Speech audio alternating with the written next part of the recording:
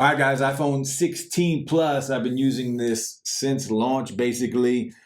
Tell you why I absolutely think this is the way to go when it comes to purchasing a new iPhone. We're going to go over some of the great things about this device and some of the differences you get with this compared to the more expensive Pro models. But if you're new to the channel, guys, hit that like, drop a sub. Let's get into the iPhone 16 Plus. So a lot of the things that are the same when it comes to these two devices, and then we'll go over the differences and what I think separates this as the better option when it comes to purchasing your phone. So a lot of this comes down to preference, but we're going to get into it anyway. So the same, both devices have the new action button on here. So whether you get the Pro from last year or have the Pro from last year, or you just want any new iPhone from the 16 lineup, you're going to have the action button. Some people love it, some people hate it. I don't really ever use it. I was good with the mute switch, but this can do whatever the mute switch did and more. So it is a nice customizable button that every phone has. So that's one thing that is very similar to the new iPhones. The next thing is the new camera button. So the camera control button, you guys know my thoughts on this button. But again, across the lineup, we get the camera control, the new button. It's kind of in a weird place. It doesn't really work the best in my opinion. If you really want to use it as just a shutter button, I think that's the way to go because it is very easy and you can just record video from it very quickly as well. But again, across the board, all phones do have it. Now, they both have the same display quality.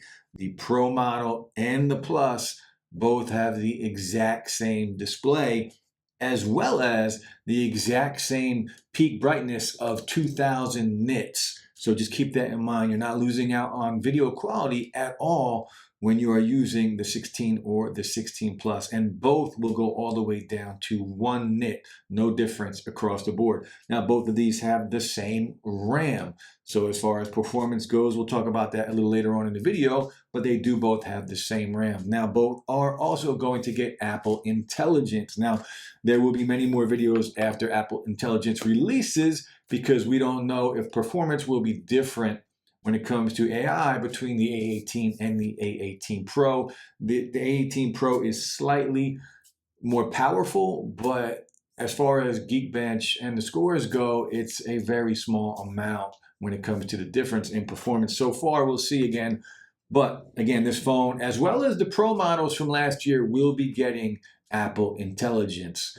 Now, they both have the same main shooter, the 48 megapixel camera on the back. So when it comes to camera quality, there are some differences. We'll talk about that in a minute. But they also have the same selfie camera, same 12 megapixel selfie camera. All right, guys, so that's a lot of similarities that we have here when it comes to the phones, the new lineup of the iPhone 16 iPhones, a lot of similarities. So you're going to get really good performance out of every phone, no matter which one you choose. But now we're going to talk about some of the differences with these devices, and a lot of these are going to come down to preference, right? Some of these differences might be a negative for you, and some of them might be a positive for you, and I'll tell you what mine are as we get into it. But so one of the first things that's different is design and build. Now, again, aluminum on the Plus compared to titanium on the Pro Max and the Pro. So depending on which one you like, do we need a titanium phone? Absolutely not. Is it worth another 300 bucks? Not in my opinion. The aluminum is perfectly fine. They're both very light. They are both just very nice in the hands. Overall, aluminum versus titanium. If you need the titanium phone because literally it's just called or made out of titanium, we know Apple, and it's a fashion accessory for a lot of people. I don't need it. I'm good on the aluminum side. I don't think we need stainless steel phones. I don't think we need titanium phones. I think aluminum, give me a cheaper price and give me an aluminum phone. I'm good with that. Now, there are bigger bezels on the 16 Plus compared to the 16 Pro Max, so just keep that in mind. And it is a slightly smaller display at 6.7 versus 6.9 inches. But again, it is the exact same quality when it comes to the display on here. Now, another major difference is the price. I can pick up a 15 plus or 16 plus for $899. Now it is only 128 gigs of storage, where the Pro Max is $300 more expensive, but you are getting 256 gigabytes of minimum storage. It's weird though, if you get the Pro, that still has a minimum storage of 128 gigs. It's a weird thing this year with the storage in the Pro phones, especially the Pro compared to the Pro Max. They should be the same. It makes no sense. Now again, the bigger bezels, but the same beautiful display, again with the same brightness. Now, we also have a difference when it comes to the chip, the A18 and the Plus and the A18 Pro in the Pro and Pro Max. But across the board right now, before Apple Intelligence is released, you don't really notice a difference in day to day. You will notice a difference in gaming slightly because you can use the higher refresh rate on the Pro and the Pro Max, 120 hertz refresh rate compared to 60 on the Plus. I'm tired of 60 hertz on the Plus. Can you notice it? If you're an everyday user, you're not going to notice it. If you're going from 120 hertz to 60, you are going to notice it. But again, I've said this in the past, and a lot of people don't like it. I don't really care because it's just my opinion. The refresh rate and the smoothness of a 60 hertz iPhone is very different than an Android device. It is just smoother. Somehow they do it and they tweak it to where it is very smooth. Now, saying that, still, I agree, it should be 120 hertz, especially at this price point. It's a $900 phone. It's time. Rumors are next year, every phone will have 120 hertz rate. We will see if Apple delivers. Now, another difference is the battery life, but honestly, both are great. The battery life, a day and a half on the Plus and a day and a half on the Pro Max is what I am hearing as well from other creators, but both great battery life. So that's kind of an even thing across the board. And I do think the Plus just has some of the best battery life I've ever had on a cell phone, just like last year. And this is even better than what we had last year. Now the colors on here, again, a major difference.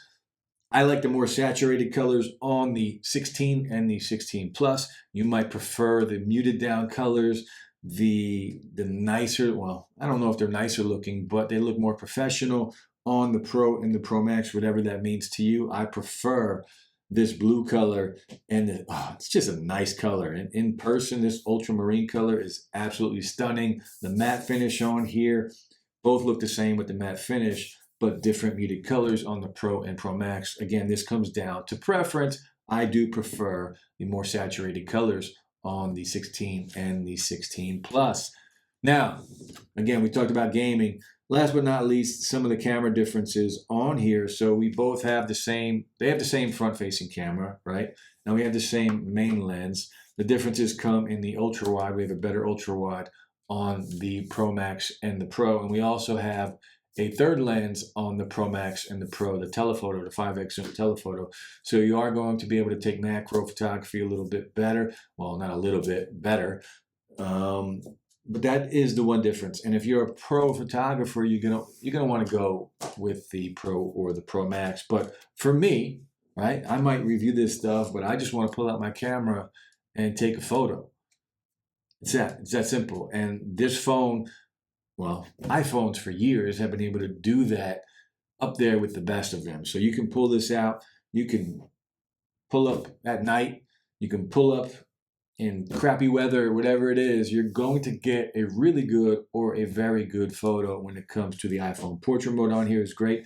Video quality is fantastic. 4K 60 on the Plus compared to 4K 120 on the Pro Max again. So if you are a professional user, you might want to go that route when it comes to the Pro versus the Plus. And last but not least, another difference, and this kind of is irrelevant to me, USB-C 2.0 on the Plus and the regular 16 compared to 3.0, just like we had last year, compared to the 3.0 speeds on the Pro and the Pro Max. But if you're an iPhone user, like me, I'm just airdropping it. I'm not plugging it in and then transferring data that way. I'm airdropping it and I'm moving on.